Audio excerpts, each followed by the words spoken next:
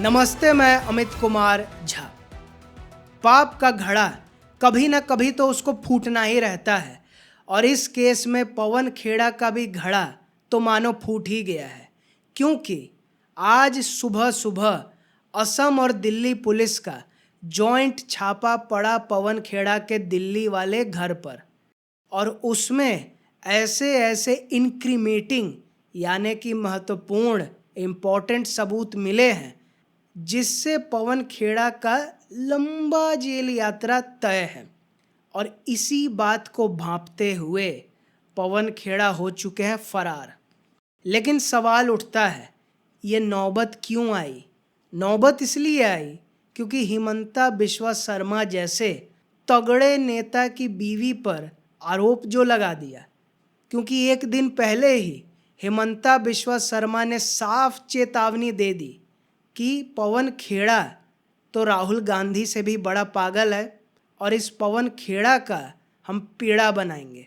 और वो पेड़ा कैसे बनाएंगे वो जल्द दुनिया के सामने आ जाएगा, जो कि आज से दिखना शुरू हो गया है। पुलिस का छापा से आई तो थी पुलिस पूछताछ करने, गिरफ्तार ही करने, लेकिन अब भाग खड़े हुए तो क्या किया जाए।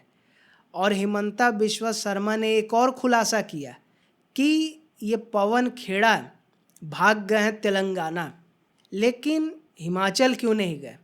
वो इसलिए क्योंकि एआई समिट नंगई वाले भी हिमाचल में ही छुपे हुए थे, तो वहाँ से तो दिल्ली पुलिस लड़ झगड़ के ले आई, लेकिन तेलंगाना से तो ऐसा कांड कुछ हुआ नहीं है, तो वहाँ भाग खड़े हुए।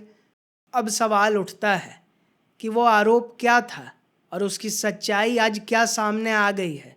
पहला आरोप उन्होंने लगाया कि हिमंता बिस्वा शर्मा की जो पत्नी है उनके पास तीन देश का पासपोर्ट है। पूरा फोटो वोटो दिखाया, एकदम प्रेस कॉन्फ्रेंस की, बंटी बबली की जोड़ी कह दी।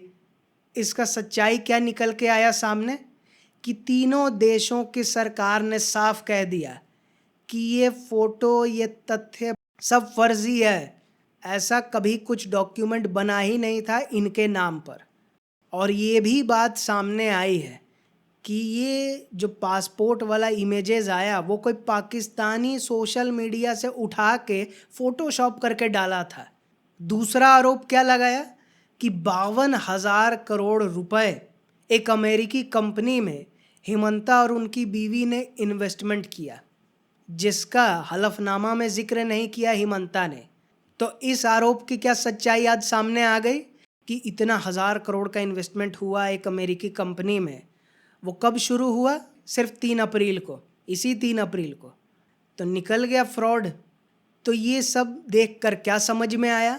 वो यही कि कांग्रेस का ये पूरा कई दिनों से प्लान चल रहा था, शायद सैम पित्रोदा, सैम अंकल के साथ मिलकर, कि कैसे भी असम चुनाव जीतना है और हिमंता का एज है, तो इस वजह से इस हिट जॉब को थूक के भाग जाओ, इस काम को अंजाम दिया जाए जिसमें कांग्रेस माहिर है, तो जनता के मन में ये आ जाए कि हिमंता और उनका पूरा परिवार फर्जी है, भ्रष्ट है, कोई हिंदूवादी नहीं है और हम चुनाव जीत जाए।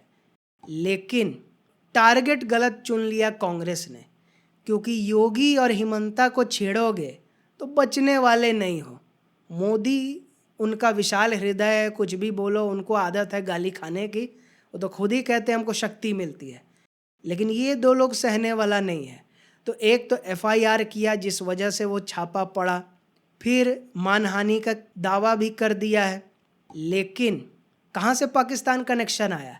क्योंकि असम चुनाव की चर्चा पाकिस्तानी खूब कर रहे हैं कि कौन जीतेगा, मुसलमानों की कौम की रक्षा वाला कांग्रेस जीतेगा कि कट्टरवादी हिंदू भाजपा जीतेगी। बड़ा चर्चा हो रहा है उस विषय पर, बाकी किसी पर नहीं।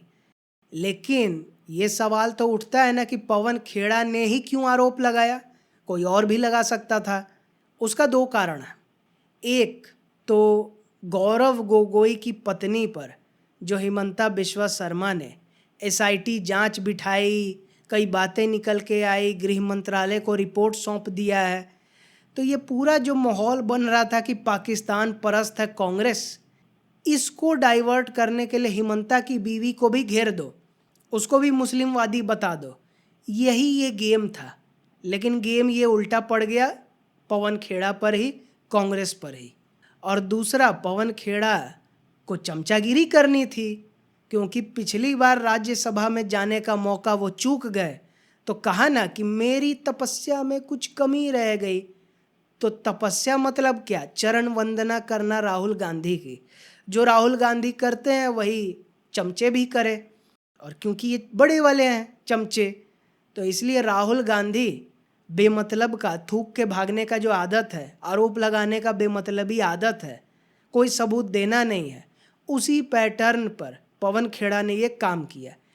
अब पवन खेड़ा पिछली बार तो बच गए 2023 में, जब नरेंद्र गौतम दास मोदी कहकर गौतम अडानी को मोदी का बाप बताया, तो इस मामले में असम पुलिस गई, हिमंता ने पुलिस भेजी, लेकिन क्योंकि सेक्युलर DY चंद्रचूड़ CJI थे, तो बेल देकर बचा दिया पवन खेड़ा को। तो सबक सीखा नहीं, तो फिर हिमाकत कर दी। वहाँ PM मोदी को बोला तो हिमंता उखड़ गए, यहाँ बीवी को बोला, फर्जी सबूत दिया, भांडा फूट गया। तो इस बार कैसे बचोगे? मामला तो इस बार पर्सनल है। तो एक ही चीज़ होगा, या तो कोर्ट फिर से बेल दे देगा, या तो इस बार लंबा जाएंगे, या तीसरा ऑप्शन कि ऊपर आला कमान आदेश दे दे कि छोड़ दो इसको, काहे का विवाद करना, तो ये मामला डाइल्यूट हो जाएगा। तो मतलब साफ यही है कि हिमंता बिश्वा शर्मा से पंगा लेना पवन खेड़ा की राजनीतिक जीवन का सबसे बड़ी गलती है, और इसकी कीमत भी चुकानी पड़ेगी। लेकिन वहीं दूसरी तरफ कैसे अरविंद केजरीवाल, जहां एक तरफ शराब घोटाले में फंसे हुए हैं, वहीं दूसरी तरफ राघव चड्ढा कैसे सिरदर्द बने हुए हैं, और उस सिरदर्द बनने की सच्चाई सामने आ गई है। और उसको जानने के लिए इस वीडियो को देखें, और इस वीडियो को देखने के लिए बहुत धन्यवाद।